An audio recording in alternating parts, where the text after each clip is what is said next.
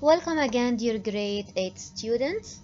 After talking about the circle, how to draw a circle using the compass, if you remember, and about the center of the circle, the diameter, who's a segment joining 2 points on the circumference of the circle, and having the center as its midpoint as well, and that segment is called the radius. Now we are going to talk about relative positions between a line and a circle. Now, relative position between a line and a circle, we are going to start with a line that's called the tangent to a circle.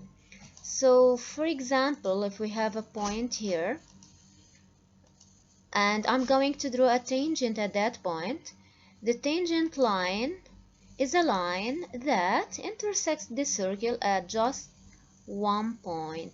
That's called the tangent line. So we write, usually we represent it in that form, T, capital letter T, it's a line. So it's a line that intersects the circle at just one point. That's called the point of tangency. So that line is called the tangent, and the point of contact is called the point of tangency. That's according to a tangent. So again and again, a tangent is a straight line that intersects the circle or meets the circle at just one point, which is called the point of tangency. What characterizes a tangent is that it is perpendicular to the radius at that point of tangency. So here, as if we are having a right angle. So that's according to the tangent to the circle at a point. Now, let me tell you how to draw a tangent. For example, if we have this diameter that's oblique, and you are going to draw a tangent at that point. How to draw a tangent if the radius or the diameter is not horizontal or not vertical, it's oblique. All what we are going to use is the set square. So I will choose the set square and I will rotate it because I need. Okay, so I choose the set square and I rotate it because I need to have a right angle between the diameter here or the radius and the line I'm going to draw, which I'm going to call the tangent, because the tangent must be a perpendicular to the circle at the point of tangency. So that's the set square. I move it upwards a little bit and I put it along the diameter, as you see that set square, and here I'm having a right angle. All what I have to do now is to draw a line that is perpendicular to that diameter, as you see here, using this set square. So as you see here, there is a right angle between the pink diameter and that green line, which is the tangent. So that's the way how to draw a tangent. Again, I use the set square, I put the right angle, I rotate it until I put it along the diameter in such a way it makes a right angle here, and joining this line here, making a right angle here, I'm going to get the tangent. And here is another tangent. So again, we represent it that way. It is a straight line intersecting the circle at just one point, which we call again the point of tangency between the tangent line and the circle. And as I told you, here there is a right angle. So the tangent and the diameter, or the tangent and the radius, make a right angle at the point of tangency.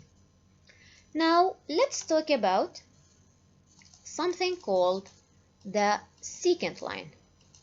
So the secant line is a line that joins 2 points on the circumference of the circle. It's simply that line. So it's just drawn by a ruler or any set square. So it is a line that joins 2 points on this circle. Or, in other words, it is a line that intersects the circle at 2 points. That's what we call the secant line. So that's called the secant line. In the previous video, I told you about the chord, and the chord was also, let me join it. A chord, let me use the yellow color, was something also that joins 2 points on the circumference of the circle together. Now, who can know what's the difference between this secant and the chord? That yellow one is a chord, but that green one, the yellow one, is a chord, while the green one is a secant. What's the difference between the chord and the secant? It's clear. The chord is a segment. It's just inside the circle. It's limited. While the secant is a straight line. It's unlimited. It's a straight line that goes outside the circle. That's just the difference between the secant line and the chord. So the chord is a segment and the secant is a line. And both intersect the circle at 2 points or join 2 points on the circumference of the circle. So that's about the secant and the tangent. Now there is still a line that never intersects the circle at all. Here is a line, any line L, that never intersects the circle. That line is called the external line to a circle. It doesn't have anything to do with the circle. It's just a line that doesn't intersect the circle. Now, after talking about the lines relative to a circle, or the relative positions between a line and a circle, I'm going to tell you a little note about something inside the circle. One of them is called the arc. So if I'm going to use that color, that part here is called the arc. So that part is called the arc. And if I color that piece, so if I shade it, for example,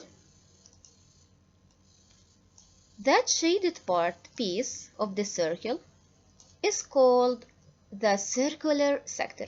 Also, that piece is called the circular sector. So from here to here is called the arc, while all of this piece, this is a semicircle also, is called the circular sector.